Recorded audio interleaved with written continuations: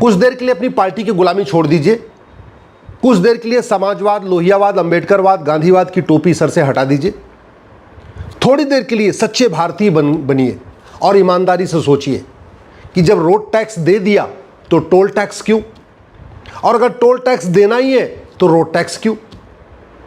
जब हमने कमाने पे इनकम टैक्स दे दिया तो खर्च करने पे जीएसटी क्यों, और अगर खर्च करने पे जीएसटी देना ही है तो फिर इनकम टैक्स क्यों। जब हमने इनकम टैक्स दे दिया उसके बाद जो हमने अपने बैंक में एफडी रखी, बैंक में अपना पैसा रखा, उसके ब्याज के ऊपर इनकम टैक्स क्यों। इस कानून, ये जो टैक्स का मकड़ जाल चल रहा है ना, इसके खिलाफ आवाज उठाइए। मैं बार बार कह रहा हूं, जब तक आप दल गुलामी करते रहेंगे, पार्टियों की गुलामी करते रहेंगे, तब तक भारत में सिस्टम में रिफॉर्म नहीं होगा, व्यवस्था नहीं सुधरेगी।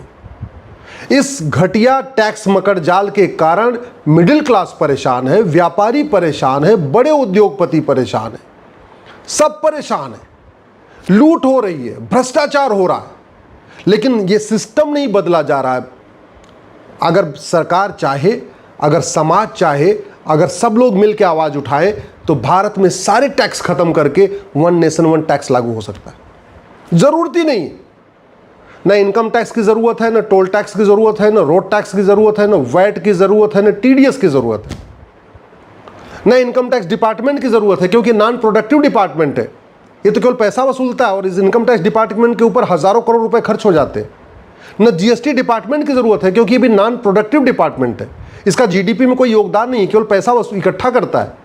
और सरकार को मैं कह रहा हूं, जिसमें वन नेशन वन टैक्स की बात कर रहा हूं, सरकार की इनकम दुगनी हो जाएगी और जनता का टेंशन खत्म हो जाएगा। लेकिन इसके लिए सबको मिलकर आवाज उठाना पड़ेगा।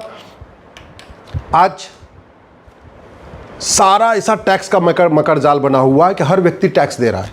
मैं उदाहरण देता हूं, जैसे मान लीजिए आप मेरे पास आए, आप डॉक्टर हैं या अध्यापक हैं या कुछ भी हैं, मान लीजिए आप बिजनेसमैन हैं, आपने अपनी कमाई पे इनकम टैक्स दे दिया।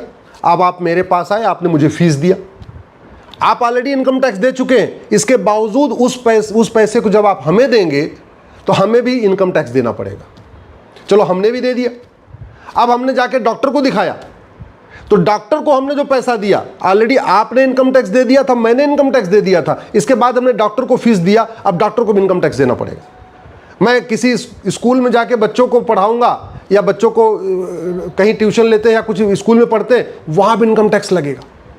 अब मैं कुछ कपड़ा खरीदूंगा तो मुझे जीएसटी भी देना है। ऑलरेडी आपने इनकम टैक्स दिया, आप वो पैसा आपने मुझे दिया, मैंने इनकम टैक्स दे दिया। इसके बाद मैं गाड़ी खरीदूंगा तो भी मुझे टैक्स देना है। अगर मैं कुछ भी आटा खरीदता हूं, चावल खरीदता हूं, दाल खरीदता हूं तो भी मुझे टैक्स देना है।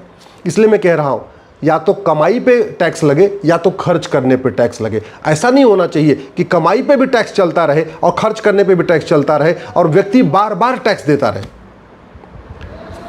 आज की डेट में लगभग 100 रुपए से बड़े नोट की जरूरत खत्म हो चुकी है। क्यों? क्योंकि भारत में इस समय 250 करोड़ खाते खुल चुके हैं। इस समय 250 एटीएम, पेटीएम, भीम, यूपीआई अगर टोटल मिला दीजिए तो 250 करोड़ यूज हो रहे हैं। भारत की जनसंख्या 150 करोड़ से कम है और एटीएम, पेटीएम, भीम, UPI, debit card, credit card सबकी अगर संख्या जोड़ दीजिए तो 250 करोड़ है। हर व्यक्ति बैंक से जुड़ चुका है। गरीब से गरीब आदमी बैंक से जुड़ा हुआ है, आदिवासी बैंक से जुड़ा हुआ है, किसानों को किसान सम्मान निधि आती है, वो भी बैंक में जाती है। 55 करोड़ बैंक खाते, जनधन खाते खुल चुके हैं। जनधन खाते उनके खुलते हैं जिनकी एनुअल इनकम 50,000 रुपए से कम होती, तो आप खुद सोच सकते हैं। हर व्यक्ति बैंक से जुड़ा हुआ है। और वैसे भी जो गरीब है, एकदम आदिवासी है, वो कोई बहुत महंगा ट्रांजैक्शन करता नहीं है। वो 1000 रुपये का सामान खरीदता, 1500 सामान खरीदता, 2000 सामान खरीदता। वो ऐसा सामान खरीदता नहीं है जो बहुत हाई, जिसकी वैल्यू बहुत ज़्यादा हो। वो आईफोन नहीं खरीदता, वो कार नहीं खरीदता, वो बाइक नहीं खरीदता। वो गरीब आदमी अपना साइकिल खरीद लेता है और अपने छोटे से उसमें रहता है।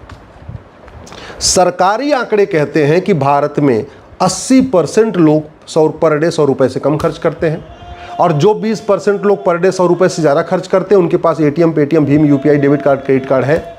इसका मतलब 100 रुपये से बड़े नोट की ज़रूरत ही नहीं है। सरकारी आंकड़े कहते हैं इस समय दुनिया में सबसे ज़्यादा यूपीआई का, सबसे ज़्यादा ऑनलाइन ट्रांजेक्शन भारत में हो रहा है। इसका मतलब अगर 5000 रुपये से महंगे सामान का कैश लेन देन बंद कर दिया जाए तो भी कोई फ़र्क नहीं पड़ेगा, लोग आराम से ऑनलाइन खरीदते रहेंगे। सरकारी आंकड़े हैं कि 130 करोड़ आधार बन चुका है। इसका मतलब सबकी प्रॉपर्टी को आधार से लिंक कर दिया जाए तो भी किसी को कोई दिक्कत नहीं आएगी।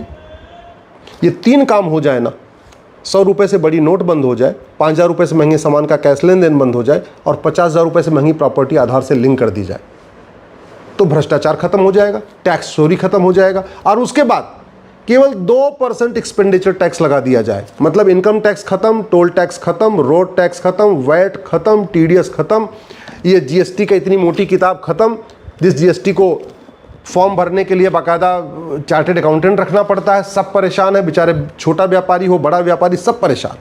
वो जीएसटी भी खत्म, कोई ज़रूरत नहीं, केवल एक टैक्स लगा के रखिए आप, कस्टम एक्साइज रखिए। जो बाहर से इंपोर्ट सामान हो रहा है, एक्सपोर्ट सामान हो रहा है, उस पर जो टैक्स लगाना हो सरकार रखे। लेकिन भारत के आंतरिक इंटरनल जितने भी टैक्स हैं सारे टैक्स खत्म, और सरकार 2% बैंकिंग ट्रांजैक्शन टैक्स लेता रहे कि भाई 4,999 रुपये तक तो आपको कैश में लेन देन कर सकते हैं। जैसे कोई सामान की वैल्यू 5,000 होगी, जिसकी भी एमआरपी 5,000 से ज़्यादा होगी, वो आप अब ऑनलाइन नहीं खरीद, वो कैश में नहीं खरीद सकते, आपको बाकायदा बैंकिंग ट्रांजैक्शन करना पड़ेगा। एटीएम, पेटीएम, भीम, UPI, debit card, credit card से लेना पड़ेगा, और उस पर केवल 2% एक्स्ट्रा देना है। यानी 100 रुपये का सामान है तो 102 रुपये देना है, 1,000 का सामान है तो 1,020 देना है। इतना ही करना है, बहुत ज़्यादा नहीं करना। 1 लाख का सामान है तो 1,02,000 देना है, लेकिन उसके बदले आपको कुछ भी नहीं देना, ना टोल टैक्स देना, ना रोड टैक्स देना, ना वैट देना, ना टीडीएस देना, ना जीएसटी देना। सारे मतलब जितना ये मकड़जाल है कानून, सारे खत्म। आम जनता भी खुश और सरकार की आय डबल, दुगुनी आय। मैं कह रहा हूँ सरकार इस सिस्टम को लागू करके पायलट बेसिस पे एक बार देख ले। मैं ये भी कह रहा हूँ कि पूरे देश में नहीं, कम से कम जो भारत के मेट्रो सिटीज़ हैं, दिल्ली, मुंबई, चेन्नई, बेंगलोर, लखनऊ या राज्यों की जो राजधानियां हैं, एक बार वहां पायलट बेसिस पे करके देख ले कि ना वहां 100 रुपये से बड़ी नोट चलेगी, ना वहां 5,000 रुपये से महंगे सामान का कैश लेन देन होगा, ना प्रॉपर्टी, न तो 5,000 सुपर कैश लेन देन होगा, और प्रॉपर्टी आधार से ले। इतना करके देख ले, और 2% केवल 2% बीटीटी लेती रहे, 2% बैंकिंग ट्रांजेक्शन टैक्स लेती रहे, सरकार की इनकम डबल हो जाएगी। न इनकम टैक्स डिपार्टमेंट की ज़रूरत, न जीएसटी डिपार्टमेंट की ज़रूरत, न वैट डिपार्टमेंट की ज़रूरत, किसी की ज़रूरत ही नहीं है। बैठे बैठे सरकार को बढ़िया पैसा आता रहेगा और डबल इनकम हो जाएगी, गारंटी के साथ कहता हूँ। पायलट के basis, as a pilot project इसको दिल्ली, मुंबई, चेन्नई, बेंगलोर में, ऐसे 4 शहरों में तो आराम से देखा जा सकता है। गुजरात के अहमदाबाद में देखा जा सकता है, लखनऊ में देखा जा सकता है, जो राज्यों की राजधानी वहाँ आराम से देखा जा सकता है, और नहीं देश की सभी राजधानियों में तो कम से कम 4 शहरों में तो देखा जा सकता है। 6 महीने के सर्कल ये सरकार देख ले। इससे केवल यही फायदा नहीं होगा, केवल व्यापारियों का शोषण नहीं रुकेगा, बल्कि जीडीपी भारत की 2% बढ़ जाएगी। जिस दिन ये सारे टैक्स खत्म हुए, केवल बैंकिंग ट्रांजैक्शन टैक्स लगा, मैं गारंटी के साथ कहता हूँ भारत की जीडीपी 2% बढ़ जाएगी। और क्या फ़ायदा होगा? और फ़ायदा ये होगा, घूसखोरी बंद हो जाएगी। जब 100 रुपये से बड़ी नोट बंद हो गई, 5,000 रुपये से महंगे सामान का कैश लेन देन बंद होगा, तो आदमी घूस लेके क्या करेगा क्या? क्योंकि वो अब बेचारा कैश में कुछ खरीद ही नहीं सकता 5,000 रुपये से महंगे सामान का। इस वन नेशन वन टैक्स से घूसखोरी खत्म होगी, कमीशन खोरी खत्म होगी, सूद खोरी खत्म होगी, मुफ्त खोरी खत्म होगी, जमाखोरी खत्म होगी, मिलावट खोरी खत्म होगी, कालाबाजारी खत्म होगी, मुनाफाखोरी खत्म होगी। इस वन नेशन वन टैक्स से गौ तस्करी बंद हो जाएगी। गाय तस्करी का पूरा कारोबार वो कैश में होता है, काला धन हवाला के जरिए होता है। 100 रुपये से बड़ी नोट बंद हुई, 5,000 रुपये से महंगा सामान का कैश लेन देन बंद हुआ, प्रॉपर्टी आधार से लिंक हो गई, उसके बाद ये खत्म हो जाएगा आराम से। इस वन नेशन वन टैक्स से ड्रग का कारोबार बंद हो जाएगा, जिसके कारण हमारी यंग जनरेशन बर्बाद हो रही, नशा तस्करी बंद हो जाएगी। वन नेशन वन टैक्स से गोल्ड स्मगलिंग बंद हो जाएगी। वन नेशन वन टैक्स से ह्यूमन ट्रैफिकिंग बंद हो जाएगी, जो ये बच्चों का अपहरण होता है, उनको बेचा खरीदा जाता है। वन नेशन वन टैक्स से हथियारों का कारोबार खत्म हो जाएगा। वन नेशन वन टैक्स से जासूसी बंद हो जाएगी, क्योंकि जासूसों की फंडिंग भी कैश में होती है, काला धन हवाला के जरिए होती है। वन नेशन वन टैक्स से झपटमारी बंद हो जाएगी। वन नेशन वन टैक्स से जातिवाद, भाषावाद, क्षेत्रवाद, पंथवाद बंद हो जाएगा, क्योंकि जाति, भाषा, क्षेत्र, पंथ का जहर ये जो पार्षद, प्रधान, सांसद, विधायक घोलते हैं, वो पैसे के लिए घोलते हैं। उनको फंडिंग आती है या उनको सत्ता चाहिए, भ्रष्टाचार। वन नेशन वन टैक्स से भ्रष्टाचार खत्म हो जाएगा, फिर ये जातिवाद, भाषावाद, क्षेत्रवाद भी खत्म हो जाएगा। वन नेशन वन टैक्स से माओवाद, नक्सलवाद, अलगाववाद, आतंकवाद भी बहुत हद तक खत्म हो जाएगा, क्योंकि माओवादियों, नक्सलियों, आतंकवादियों, अलगाववादियों की फंडिंग कैश में होती है, कालाधन हवाला के जरिए होती है।